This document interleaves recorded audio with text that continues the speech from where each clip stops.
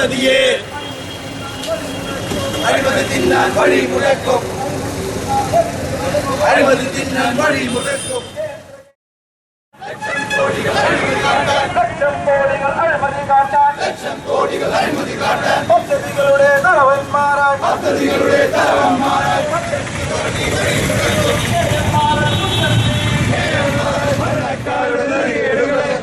ഞങ്ങൾ വാഴിക്കില്ല, ഇല്ല ഞങ്ങൾ വാഴിക്കില്ല, ഇല്ല ഞങ്ങൾ വാഴിക്കില്ല, ഇല്ല ഞങ്ങൾ വാഴിക്കില്ല. ഓർത്ത് കളിച്ചോ സൂക്ഷിച്ചോ, ഓർത്ത് കളിച്ചോ സൂക്ഷിച്ചോ, ഓർത്ത് കളിച്ചോ സൂക്ഷിച്ചോ, ഓർത്ത് കളിച്ചോ സൂക്ഷിച്ചോ.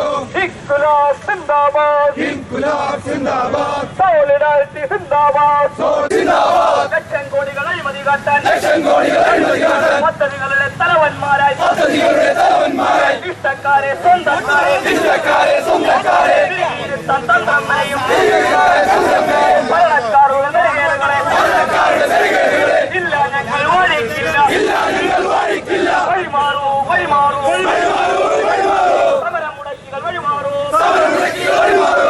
പോലീസ് നീതി കാട്ടൂ, പോലീസ് നീതി കാട്ടൂ. അഴിമതിക്ക് കാവലിരിക്കാൻ, അഴിമതിക്ക് കാവലിരിക്കാൻ ഇല്ലേ നിങ്ങൾക്ക് നാണമില്ലേ, ഇല്ലേ നിങ്ങൾക്ക് നാണമില്ലേ. നീതി വാഴും പുതിയൊരു ലോകം, നീതി വാഴും പുതിയൊരു ലോകം തീർക്കുവാനായി സമരം ചെയ്യും, തീർക്കുവാനായി സമരം ചെയ്യും. പോരാളികളെ തടയും.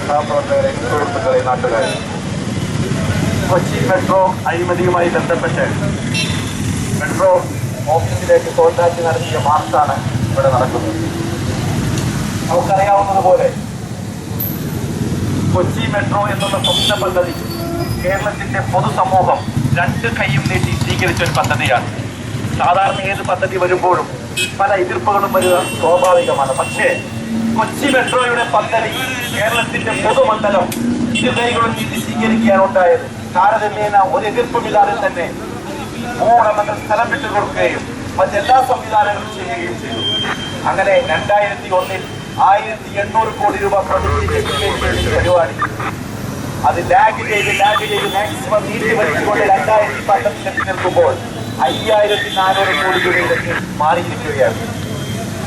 നമുക്കറിയാം, ഇതുമായി ബന്ധപ്പെട്ട് കേരളത്തിന്റെ അഭിമാനപുത്രനായ ഭാരതത്തിന്റെ തന്നെ യശസ് അന്താരാഷ്ട്ര തലത്തിലേക്ക് ഉയർത്തിയ ഏറ്റവും വലിയ ടെക്നോക്രാറ്റായ ഈ ശ്രീധരനായിരുന്നു ഈ പദ്ധതിക്ക് തുടക്കം കുറിച്ചുകൊണ്ട് നമ്മുടെ ഒപ്പം ഉണ്ടാവുമെന്നുള്ള പ്രതീക്ഷ. ഓരോ കേരളീയനും അഭിമാനപൂരിതമാകുന്ന രംഗമായിരുന്നു അദ്ദേഹത്തിന്റെ കഴിവും വൈദഗ്ധ്യവും ഈ മേഖലയിൽ ഉപയോഗപ്പെടുത്താമെന്ന് അദ്ദേഹം സമ്മതിക്കുകയും അതുമായി ബന്ധപ്പെട്ട് കാര്യങ്ങൾ മുന്നോട്ട് പോകുകയും ചെയ്തു. വളരെ പെട്ടെന്ന് തന്നെ, കാരണം അദ്ദേഹത്തെ സംബന്ധിച്ചിടത്തോളം 4 വർഷം കൊണ്ട് തീർക്കുന്ന പദ്ധതി 4 വർഷം കൊണ്ട് തീർത്ത് ഇന്ത്യക്ക് തന്നെ അഭിമാനമായ പല പരിപാടികളും പല പദ്ധതികളും വളരെ പെട്ടെന്ന് തന്നെ യാഥാർത്ഥ്യമാക്കിയ ഒരു അത്ഭുതമാണ് ഈ ശ്രീധരൻ. അദ്ദേഹത്തിന്റെ സേവനം നമുക്ക് ലഭിച്ചപ്പോൾ തീർച്ചയായും ഓരോരുത്തരും നമ്മൾ കേരളീയ ഓരോരുത്തരും സന്തോഷിച്ചു. വളരെ പെട്ടെന്ന് തന്നെ മെട്രോയുടെ പണി തീർന്നുകൊണ്ട് നമ്മൾ അഭിമുഖീകരിക്കുന്ന ഏറ്റവും വലിയ എറണാകുളം ജില്ല അഭിമുഖീകരിക്കുന്ന ഏറ്റവും വലിയ ഗതാഗത കുരുക്കിന് ശാശ്വതമായ ഒരു പരിഹാരം ഉണ്ടാകുമെന്ന പ്രതീക്ഷയിൽ നമ്മൾ മുന്നോട്ട് നീങ്ങുമ്പോൾ ഇവിടെ എന്താണ് ഇപ്പോൾ നടക്കുന്നത് നമുക്കെല്ലാം വ്യക്തമായി അറിയാം. 5400 കോടി രൂപയുടെ 20% കമ്മീഷൻ തട്ടാനായി കമ്മീഷൻ ധാരികളായ രാഷ്ട്രീയക്കാർ ഈ പരിപാടി ഇറങ്ങി വെച്ച് നിർത്തിക്കൊണ്ട് ഈ പദ്ധതിക്ക് തുടക്കമിടുന്ന കാര്യത്തിൽ നമ്മൾ ഇതിന്റെ നഗസിദ്ധാന്തം കേരളീയ സമൂഹം ഒറ്റപ്പെട്ടായി നിന്നുകൊണ്ട് എതിർക്കേണ്ടതുണ്ട്. നമുക്കറിയാം, ശ്രീധരൻ എന്നുള്ള വ്യക്തി അദ്ദേഹം ഇപ്പോഴും മെട്രോയുടെ ഒപ്പം തന്നെ നിൽക്കുമെന്ന് പറയുന്നത് ഏറ്റവും വലിയ ഭാഗ്യമാണ്. കാരണം അദ്ദേഹത്തെ മുഖത്ത് വെച്ച് പുറത്ത് അടിക്കാനുള്ള ശ്രമങ്ങൾ ടോം ജോസ് MD ആയിരിക്കുമ്പോൾ തന്നെ തുടങ്ങിക്കഴിഞ്ഞു. എന്താണ് ഈ ശ്രീധരന്റെ മെട്രോയിലുള്ള റോൾ എന്ന് ചോദിക്കുമ്പോൾ അദ്ദേഹം കത്തേയുമായി ബന്ധപ്പെട്ട് പുറത്തു വന്നിരിക്കുകയാണ്. അയാൾക്കറിയില്ലത്രേ ടോം ജോസിന് മെട്രോയുടെ MD ആയിരുന്ന മൻമോഹൻ സിംഗിന്റെ പ്രത്യേകമായ ഒരു കത്തുണ്ടായിരുന്നു. 3 സവിശേഷ അധികാരങ്ങൾ ഈ ശ്രീധരന് കൈമാറിക്കൊണ്ട് ഇതിന്റെ സ്റ്റോർ, ഇതിന്റെ വർക്ക്, ഇതിന്റെ എസ്റ്റാബ്ലിഷ്മെന്റിന്റെ ചുമതല, സവിശേഷ അധികാരം ഈ ശ്രീധരനാണെന്ന് പ്രഖ്യാപിച്ചുകൊണ്ടുള്ള കത്ത് ടോം ജോസ് MD ആയിരിക്കാൻ അദ്ദേഹത്തിന് ലഭിച്ചത്. ഈ എഴുത്ത് അദ്ദേഹത്തിന് മനസ്സിലായില്ലാത്തത് കൊണ്ടാണോ രണ്ടാമത് അദ്ദേഹം നമുക്കറിയാം, ഇതിന്റെ പിന്നിലുള്ളത് IAS ലോബിയുടെയും രാഷ്ട്രീയക്കാരുടെയും ഗൂഢസംഘമാണ് ഇത് പ്രവർത്തിക്കുന്നത്. തീർച്ചയായും ഇതിനെ ഒറ്റപ്പെടുത്തിക്കൊണ്ട് കേരളീയ സമൂഹം മൊത്തത്തിൽ മുന്നോട്ട് വന്നുകൊണ്ട് ഈ പദ്ധതിക്ക് തുറങ്കം വയ്ക്കുന്നത് ആരാണോ അവരെല്ലാം തൂത്തുമാറ്റിക്കൊണ്ട് ഈ പദ്ധതി യാഥാർത്ഥ്യമാക്കണമെന്നുള്ളതാണ് സോളിഡാരിറ്റി അഭിപ്രായപ്പെടുന്നത്. അതിനായുള്ള പ്രക്ഷോഭത്തിന്റെ ആദ്യ നിരയാണ് നമ്മൾ ഇവിടെ തുടക്കം കുറിക്കുന്നത്. ഇതുമായി ബന്ധപ്പെട്ട് ഈ വിഷയം യാഥാർത്ഥ്യമാക്കുന്നതുവരെ എല്ലാ പ്രവർത്തനങ്ങൾക്കും പിന്നിലും ഇതുമായി ബന്ധപ്പെട്ട ഇത് സുതാര്യമായി നടക്കാമെന്ന എല്ലാ ശ്രമങ്ങൾക്കും പിന്നിലും സോളിഡാരിറ്റി ഉണ്ടാകുമെന്ന് മുന്നറിയിപ്പ് നൽകിക്കൊണ്ട് എന്റെ സന്ദേശത്തിലേക്ക് കിടക്കുകയാണ്. നമ്മുടെ പരിപാടി ഉദ്ഘാടനം ചെയ്യുന്നത് പ്രമുഖ സാമൂഹ്യ പ്രവർത്തകനായ പ്രൊഫസർ അരവിന്ദാക്ഷ മേനോൻ അവറുകളാണ്. അദ്ദേഹത്തെ ഈ പരിപാടിയിലേക്ക് ആദരപൂർവ്വം സ്വാഗതം ചെയ്യുന്നു. പരിപാടിക്ക് അധ്യക്ഷം വഹിക്കുന്നത് സോളിഡാരിറ്റി ജില്ലാ വൈസ് പ്രസിഡന്റ് സഹോദരൻ MP ഫൈസലാണ്. അതിനുശേഷം നമ്മെ അഭിസംബോധന ചെയ്ത് പ്രസംഗിക്കുന്നത് സോളിഡാരിറ്റി ജില്ലാ സെക്രട്ടറി SM സൈനുദ്ദീൻ അവർ. കൂടാതെ ഇവിടെ എത്തിച്ചേർന്ന എല്ലാ സോളിഡാരിറ്റി പ്രവർത്തകർക്കും സുഹൃത്തുക്കൾക്കും സ്വാഗതം ആശംസിച്ചുകൊണ്ട് എന്റെ വാക്കുകൾ നിർത്തുന്നു. അധ്യക്ഷ സ്ഥാനത്തേക്ക് MP ഫൈസലിനെ ആദരപൂർവ്വം ക്ഷണിച്ചോളൂ. റെയിലിനെ അട്ടിമറിക്കുവാൻ വേണ്ടി ഭരണകൂട തലത്തിലും കേരളത്തിലെ ഒരുപറ്റം ബ്യൂറോക്രാറ്റുകളും ചേർന്ന് നടത്തുന്ന ഗൂഢാലോചനയ്ക്കെതിരെ കേരളീയ സമൂഹം ഒന്നായി പ്രതിഷേധിക്കുന്നതിന്റെ ഭാഗമായി സോളിഡാരിറ്റി ജില്ലാ കമ്മിറ്റി സംഘടിപ്പിച്ചിട്ടുള്ള മെട്രോ ഓഫീസിലേക്കുള്ള മാർച്ചാണ് ഇവിടെ ഇപ്പോൾ സമാപിച്ചിരിക്കുന്നത്. നമുക്കറിയാം, കേരളത്തിൽ ഇതുപോലെ ജനപിന്തുണയുള്ള മറ്റൊരു പദ്ധതി ഈ സമീപകാലത്ത് ഉണ്ടായിട്ടില്ല. നമ്മുടെ നാട്ടിൽ സാധാരണ വികസന പദ്ധതികൾക്ക് ഏറ്റവും വലിയ സങ്കീർണ പ്രശ്നമായി മാറുന്നത് പദ്ധതിക്ക് വേണ്ടിയുള്ള സ്ഥലമെടുപ്പിന്റെ പ്രശ്നമാണ്. അതേപോലെ കേന്ദ്ര സർക്കാരിന്റെ അനുവാദമാണ്. നടപ്പിലാക്കാൻ പദ്ധതി ഏറ്റെടുക്കാൻ ആളില്ലാത്ത പ്രശ്നം.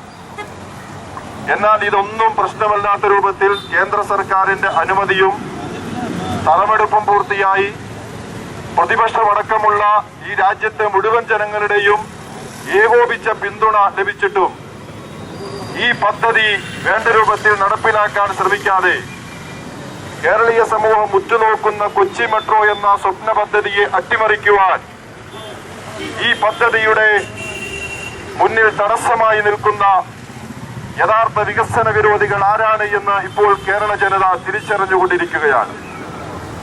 സോളിഡാരിറ്റിയെ പോലെയുള്ള യുവജന പ്രസ്ഥാനങ്ങൾ സമാനമായ സമരങ്ങളിൽ മുമ്പ് ഏർപ്പെട്ടപ്പോഴെല്ലാം ഇതാ വികസനത്തിന്റെ മുന്നിലെ വഴിമുടക്കികൾ എന്ന് പറഞ്ഞ് ഞങ്ങളെ ആക്ഷേപിച്ചവരോട് തിരിച്ച് ഞങ്ങൾ ചോദിക്കുന്നു, ആരാണ് ഈ വികസനത്തിന്റെ മുമ്പിൽ ഇപ്പോൾ വഴിമുടക്കികളായി നിന്നിട്ടുള്ളത്?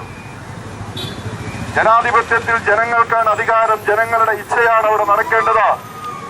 പക്ഷേ ജനങ്ങൾ തെരഞ്ഞെടുത്ത ഒരു സർക്കാരാണോ ഇന്ന് കേരളത്തെ ഭരിക്കുന്നത്? അതല്ല ടോം ജോസിനെ പോലെയുള്ള ബ്യൂറോക്രാറ്റുകളാണോ നമ്മുടെ കേരളം ഭരിക്കുന്നത്? സർക്കാർ പറയുന്നത് പദ്ധതികൾ നടപ്പിലാക്കുവാൻ സർക്കാരിന്റെ ആജ്ഞകൾ നടപ്പിലാക്കുന്നവരാണ് ഉദ്യോഗസ്ഥർ. പക്ഷെ ഉദ്യോഗസ്ഥരാണ് ഇന്ന് സർക്കാരിനെ നയിച്ചുകൊണ്ടിരിക്കുന്നത്. അവർ പറയുന്ന അടിമവേല ചെയ്യുന്നവരായി നമ്മുടെ മന്ത്രിമാർ ഇന്ന് മാറിക്കൊണ്ടിരിക്കുകയാണ്. മുഖ്യമന്ത്രി അടക്കമുള്ള കേരളത്തിലെ ബഹുമാനപ്പെട്ട മന്ത്രിമാരെല്ലാവരും പറയുന്നു, കേരളം ഭരിക്കുന്നത് ടോം ജോസ് അല്ല, ടോം ജോസ് പറയുന്നത് നിങ്ങൾ കാര്യമാക്കേണ്ടതില്ല എന്ന്. പക്ഷേ ഇത് വിശ്വാസത്തിലെടുക്കാൻ കേരളത്തിലെ ജനങ്ങൾക്ക് സാധ്യമല്ല. മുഖ്യമന്ത്രിയുടെ ചെറുകിനടിയിൽ സംരക്ഷണമുള്ള ടോം ജോസിനെ പോലെയുള്ള ഉദ്യോഗസ്ഥ ബ്യൂറോക്രാറ്റുകളാണ്, അവരുടെ അടിമകളായിട്ടാണ് ഇന്ന് നമ്മുടെ മന്ത്രിമാർ. ഒരുപക്ഷെ നമ്മുടെ മന്ത്രിമാരെ പറഞ്ഞിട്ടും കാര്യമില്ല. അവർക്കും ഇവർ പറയുന്നത് അനുസരിക്കുകയല്ലാതെ സ്വന്തമായി ഇത്തരം കാഴ്ചപ്പാടുകൾ നമ്മുടെ ഭരണകൂടങ്ങൾക്ക് നഷ്ടപ്പെട്ടിരിക്കുകയാണ്. ഉദ്യോഗസ്ഥർ എഴുതി കൊടുക്കുന്നത് വായിക്കുകയും അവർ വരച്ച വരയിലൂടെ നടക്കാൻ ശീലിക്കുകയും ചെയ്തിട്ടുള്ള മന്ത്രിമാരുടെ പാരമ്പര്യമാണ് ഇന്നും നമ്മുടെ സംസ്ഥാനത്തിനുള്ളത്. ഞാൻ ഓർക്കുന്നു, മുമ്പ് ഒരു മന്ത്രി തിരുവനന്തപുരത്ത് ഒരു സമ്മേളനത്തെ അഭിസംബോധന ചെയ്ത് പ്രസംഗിക്കുകയാണ്, ഒരു കവന പ്രസംഗം പോലെ. അദ്ദേഹം പറയുന്നു, നമുക്ക് അങ്ങ് തൃശ്ശൂരിൽ ഒരു 200 ഉണ്ട്, നമുക്ക് തിരുവനന്തപുരത്തും അഭിമാനകരമായ ഒരു 200 നമുക്കുണ്ട്. ഇനി ഒരു 200 കേരളത്തിൽ മറ്റ് പാലക്കാട് കൂടി കൊണ്ടുവരാൻ ആഗ്രഹിക്കുന്ന. അവസാനം സെക്രട്ടറി മന്ത്രിയോട് തിരുത്തി, 200 എന്നല്ല, ഞാൻ സൂ എന്നാണ് എഴുതിയത്, അഥവാ മൃഗശാല എന്നാണ് അതിന്റെ അർത്ഥം. മന്ത്രി വായിച്ചപ്പോ, സെക്രട്ടറി എഴുതി കൊടുത്തത് വായിച്ചപ്പോ മന്ത്രിക്ക് 200 എന്ന് വായിക്കേണ്ടി വന്നു. ഇതാണ് നമ്മുടെ കേരളത്തിന്റെ മന്ത്രിമാർ. ഇതാണ് ഇന്നും കേരളത്തിൽ തുടരുന്നത്. ഈ ബ്യൂറോക്രാറ്റുകൾ എഴുതി കൊടുക്കുന്ന അക്ഷരത്തിനപ്പുറത്തേക്ക് ചിന്തിക്കാൻ കഴിയാത്തവരായി നമ്മുടെ ഭരണകൂടം മാറിയിരിക്കുന്നു. എന്നിട്ട് കേരളത്തിലെ ജനങ്ങളെ പറ്റിക്കുന്നു, ടോം ജോസ് അല്ല കേരളം ഭരിക്കുന്നത് എന്ന്. നമ്മുടെ മുഖ്യമന്ത്രി ഒരു കൗശലക്കാരനായി ഇരകളോടൊപ്പം കരയുകയും വേട്ടക്കാരനോടൊപ്പം ഓടുകയും ചെയ്യുന്ന ഒരു കൗശലക്കാരന്റെ റോളാണ് ഇപ്പോൾ കേരളത്തിന്റെ മുഖ്യമന്ത്രി ഉമ്മൻചാണ്ടി സ്വീകരിച്ചുകൊണ്ടിരിക്കുന്നത്. ഈ കാപട്യം തിരിച്ചറിഞ്ഞു കേരളത്തിലെ ജനങ്ങൾ എന്ന് നിങ്ങൾ മനസ്സിലാക്കേണ്ടതുണ്ട്. ഇപ്പോ ശ്രീധരനെ പോലെയുള്ള പാരമ്പര്യമുള്ള ഉദ്യോഗസ്ഥ ലോബിയുടെ വൃന്ദത്തിന്റെ ഗൂഢ പദ്ധതികളെ നേരത്തെ തന്നെ കണ്ടുകൊണ്ട് കൊച്ചി മെട്രോ എന്ന സ്വപ്ന പദ്ധതിയെ കേരളത്തിന്റെ മുമ്പിൽ സമർപ്പിച്ച മെട്രോമാൻ എന്നറിയപ്പെട്ട കേരളത്തിന്റെ പുത്രൻ ഈ ശ്രീധരൻ കൊങ്കൺ റെയിൽവേ അടക്കമുള്ള ഡൽഹി മെട്രോ അടക്കമുള്ള ഒരുപാട് രാജ്യത്തിന് അഭിമാനകരമായ പദ്ധതികൾ സമയബന്ധിതമായി നടപ്പിലാക്കി സേവനത്തിനും കാര്യക്ഷമതക്കും രാജ്യം പുരസ്കാരം നൽകി പത്മവിഭൂഷൺ നൽകി ആദരിച്ച മെട്രോമാൻ എന്നറിയപ്പെട്ട ഈ ശ്രീധരനെ ഒഴിവാക്കുവാൻ വേണ്ടി നമ്മുടെ ഭരണാധികാരികൾ ഇപ്പോൾ പറയുന്ന കാരണങ്ങൾ പണ്ട് മാൻപേടയോട് സിംഹം പറഞ്ഞ കാരണങ്ങളാണ്. വെള്ളം കുടിക്കാൻ വന്ന മാൻപേടയോട് ചോദിച്ചല്ലോ, എന്തിനാണ് നീ വെള്ളം കലക്കുന്നത്? മാൻപേട പറഞ്ഞു, ഞാൻ കലക്കുന്നില്ലല്ലോ യജമാനനെ.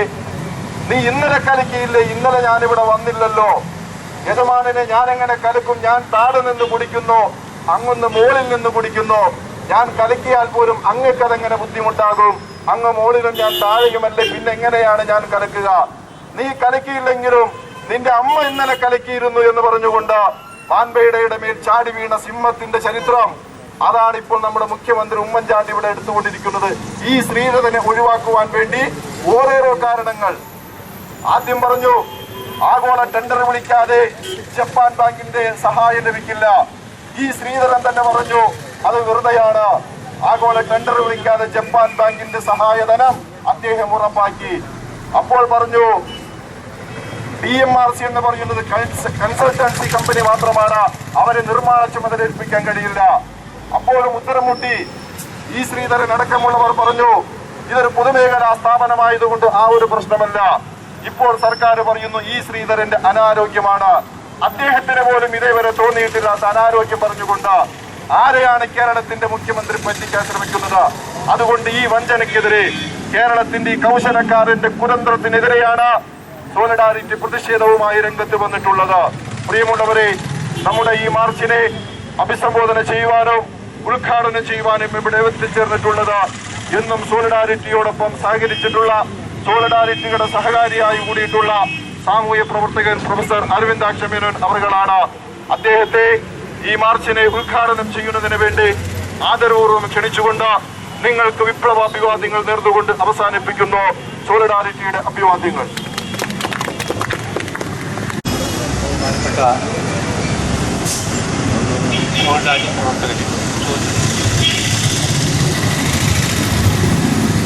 ഈ മെട്രോയുടെ നടത്തിപ്പുമായി ബന്ധപ്പെട്ട രാഷ്ട്രീയത്തെപ്പറ്റി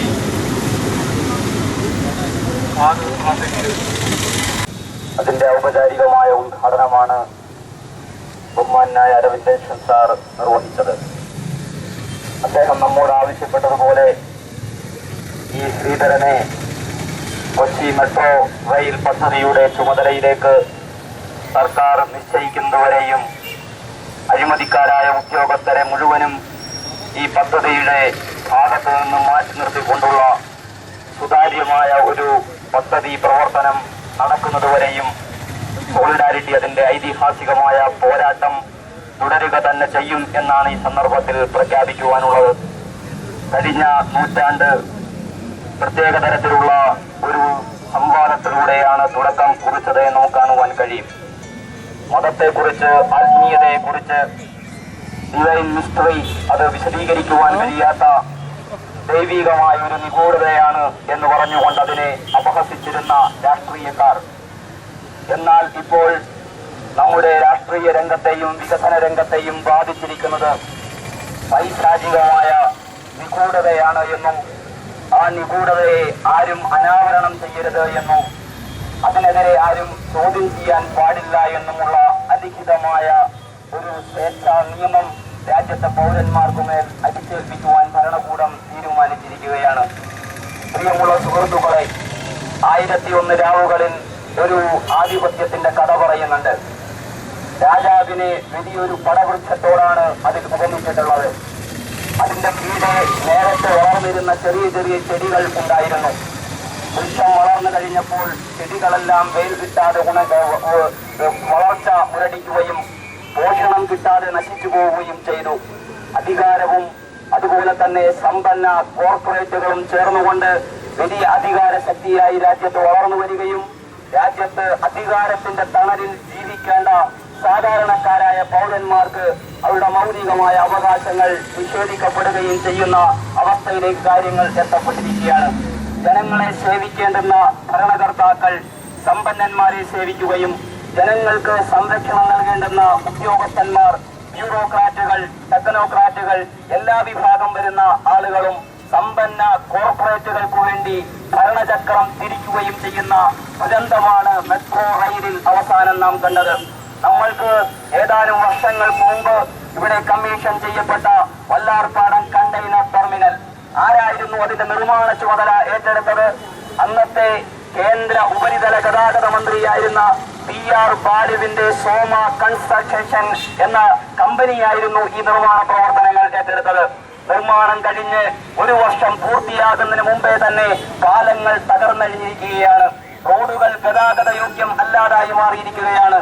ഇത്തരത്തിലുള്ള അഴിമതിക്കാരുടെ കരങ്ങളിലേക്ക് കൊച്ചി മെട്രോ റെയിലിനെ വിട്ടുകൊടുക്കുവാൻ കേരളത്തിലെ ജനാധിപത്യ ബോധമുള്ള പൗരസമൂഹം തയ്യാറാവുകയില്ല എന്നും അതിനെതിരായ ഐതിഹാസികമായ ഒരു പോരാട്ടത്തിനാണ് ഇവിടെ തുടക്കം കുറിച്ചിട്ടുള്ളത് എന്നും ഈ പോരാട്ടത്തിന്റെ പാതയിൽ നമ്മൾ മുന്നോട്ട് പോകും.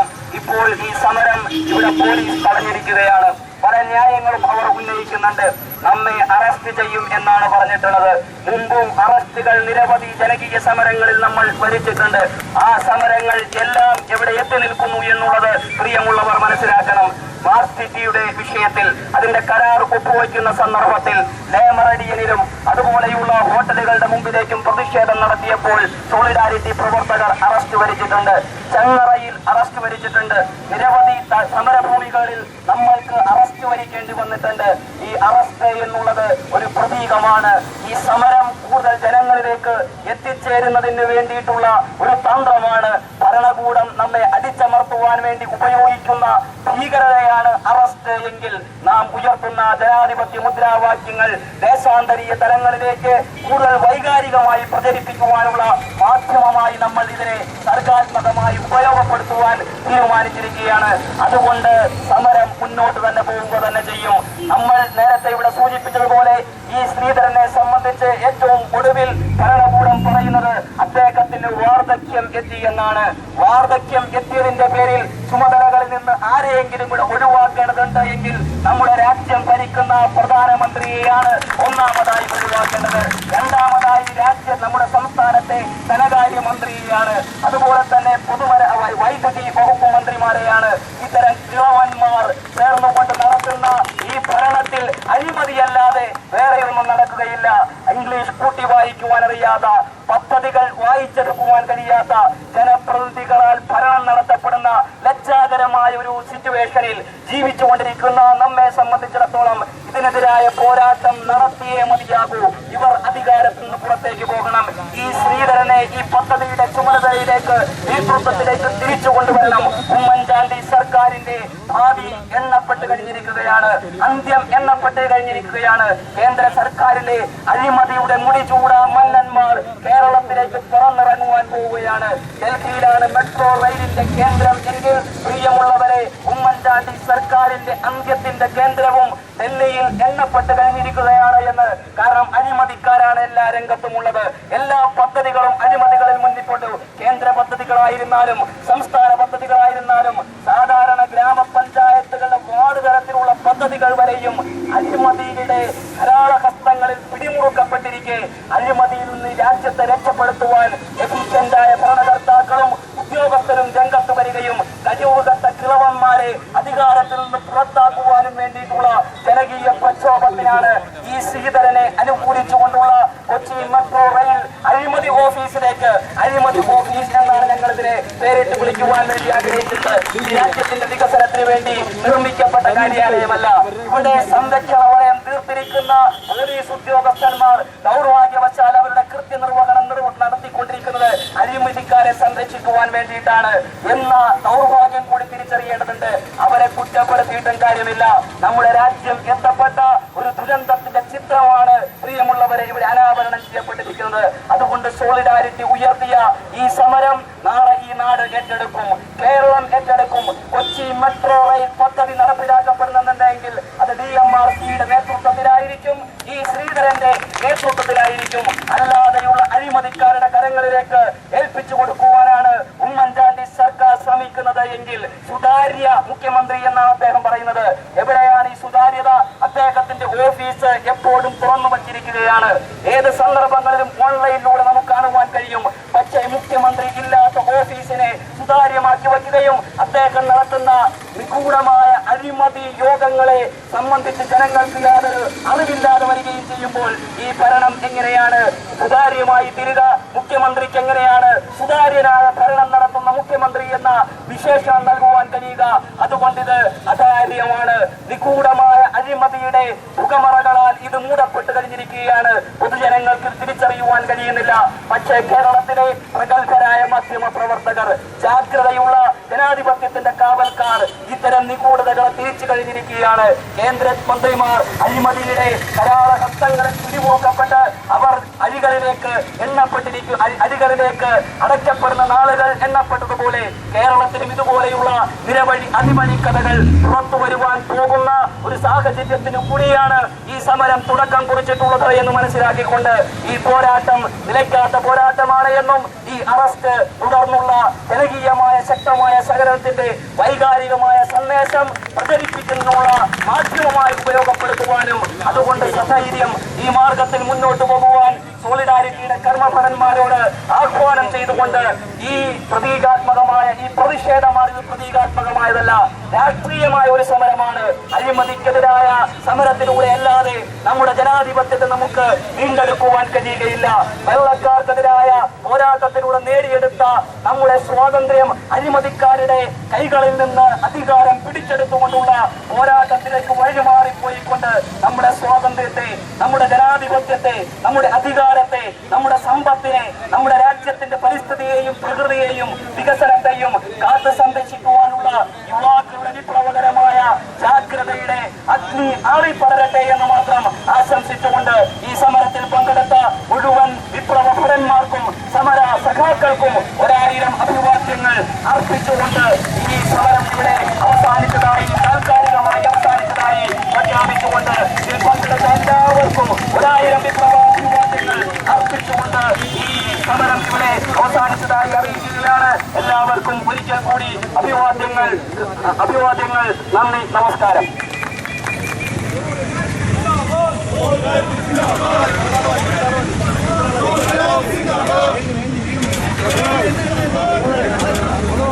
Vamos,